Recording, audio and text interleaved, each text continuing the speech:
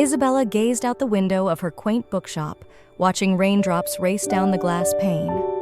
The dreary weather matched her melancholy mood as she contemplated another lonely evening ahead. At 35, she had long since given up on finding her soulmate, resigning herself to a life of solitude with only her beloved books for company. The tinkling of the shop bell startled her from her reverie. Isabella turned to greet the customer, plastering on her usual welcoming smile. But the words died on her lips as her eyes met those of the most handsome man she had ever seen. He was tall and broad-shouldered, with tousled dark hair and piercing blue eyes. His chiseled jawline was dusted with stubble, giving him a rugged appeal. As he shook the rain from his coat, Isabella couldn't help but stare, mesmerized. "Excuse me," his deep voice rumbled. "I'm looking for a particular book. Perhaps you could help me." Isabella blinked, forcing herself back to reality. "Of course," she managed. "What can I help you find?" "It's an obscure poetry collection," he explained, "by an author named Amelia Lanier. Have you heard of her?" Isabella's eyes lit up. "Absolutely. She was one of the first professional female poets in England. Her work is brilliant but often overlooked." She bustled over to a shelf, scanning the spines. "Here we are," she said triumphantly, pulling out a slim volume. The man's face broke into a dazzling smile. "I can't believe you have it. I've been searching everywhere." He took the book reverently. "I'm Ethan, by the way." "Isabella," she replied, captivated by his boyish grin. They fell into easy conversation about literature and poetry. Isabella was thrilled to find someone who shared her passion for the written word. Before she knew it, an hour had passed. "I hate to cut this short," Ethan said regretfully, "but I have a meeting to get to. Thank you so much for your help, Isabella. I'd love to continue our discussion sometime. Perhaps over coffee?" Isabella's heart skipped a beat. Was this gorgeous, intelligent man actually asking her out? She nodded, trying to keep her voice steady. "I'd like that." They exchanged numbers, and Ethan left with a promise to call soon. Isabella watched him go, hardly daring to believe what had just happened.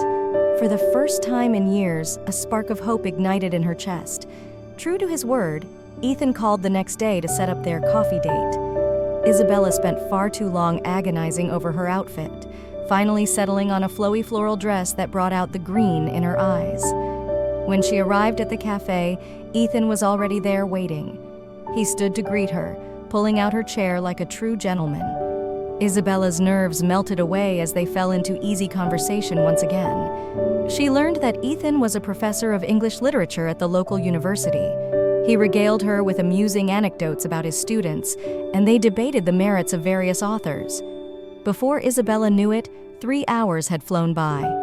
"I can't remember the last time I enjoyed myself this much," Ethan confessed as they prepared to leave. "Would you like to have dinner with me next weekend?" Isabella's heart soared. "I'd love to," she replied, unable to keep the smile from her face. Over the next few weeks, Isabella and Ethan went on several more dates.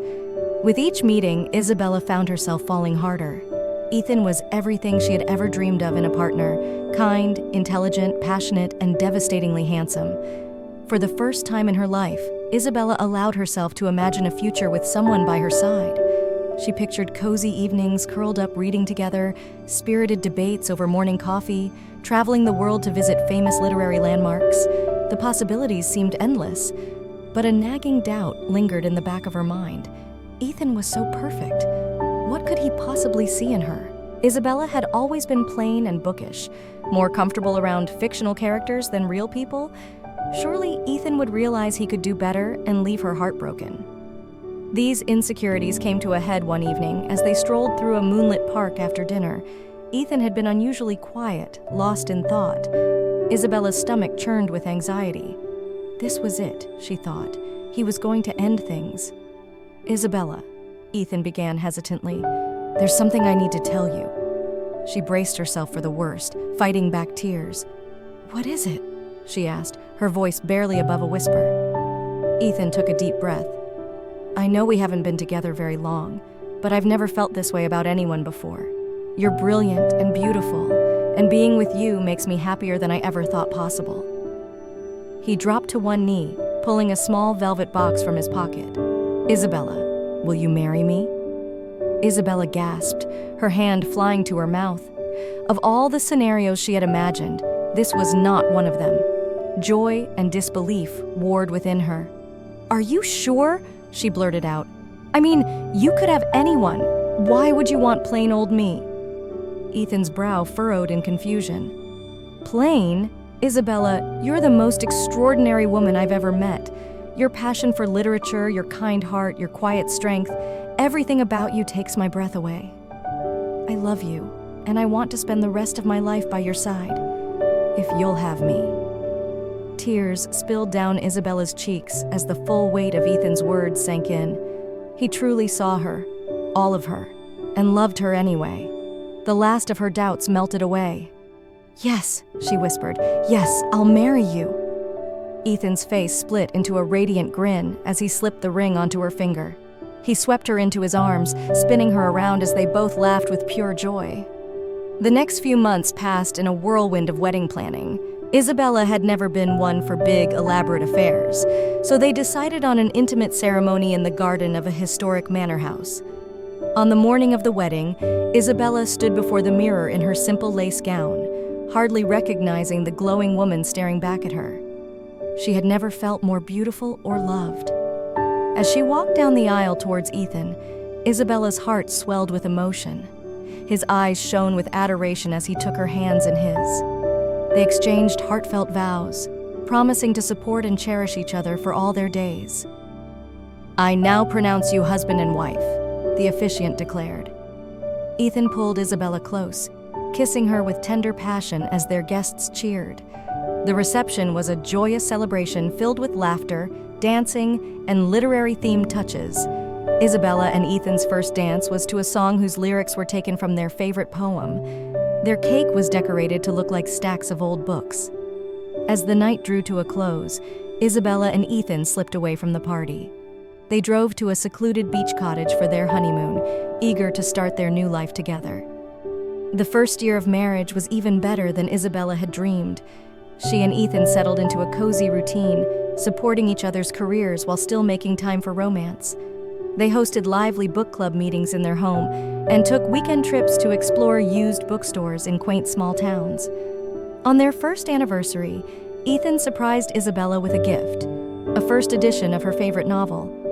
As she reverently turned the fragile pages, a slip of paper fell out. It was a note from Ethan, expressing his endless love and gratitude for her. Isabella's eyes filled with happy tears as she embraced her husband. Life wasn't always perfect, of course.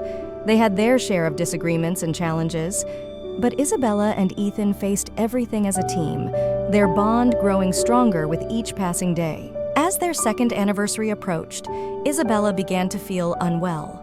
Constant fatigue and nausea plagued her for weeks. Finally, at Ethan's urging, she visited her doctor for tests. When the results came back, Isabella was stunned. She was pregnant. It was something she had never even considered a possibility at her age. Fear and excitement warred within her as she broke the news to Ethan that evening. His initial shock quickly gave way to pure joy. He gathered Isabella in his arms, peppering her face with kisses. "We're going to be parents," he marveled. "I can't wait to meet our little bookworm." The next 7 months were a flurry of preparations. They converted the spare room into a nursery, filling the shelves with beloved children's books.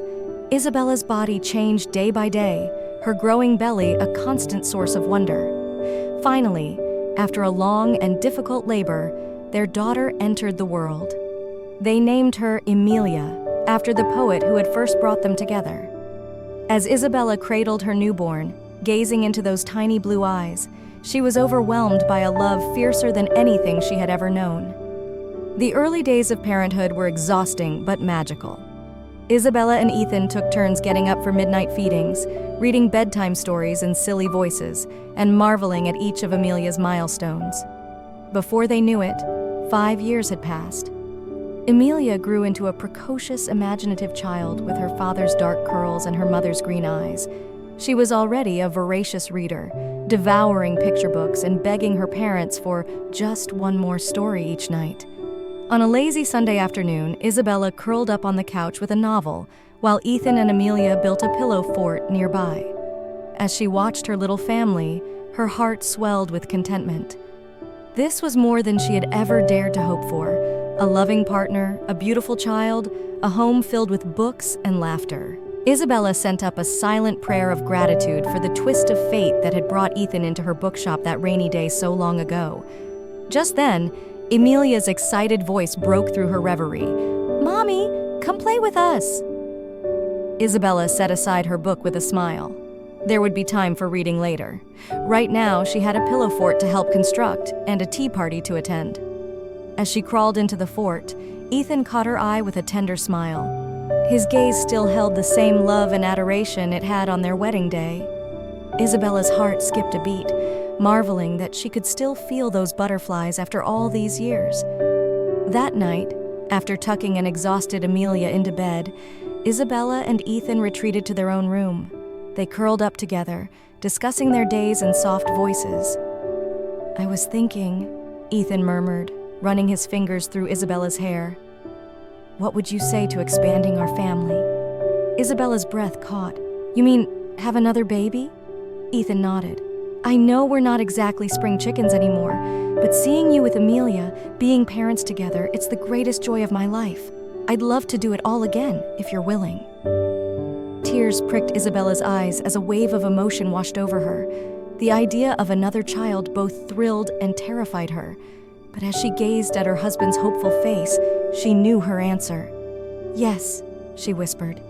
"Let's have another baby." Ethan's face lit up with joy.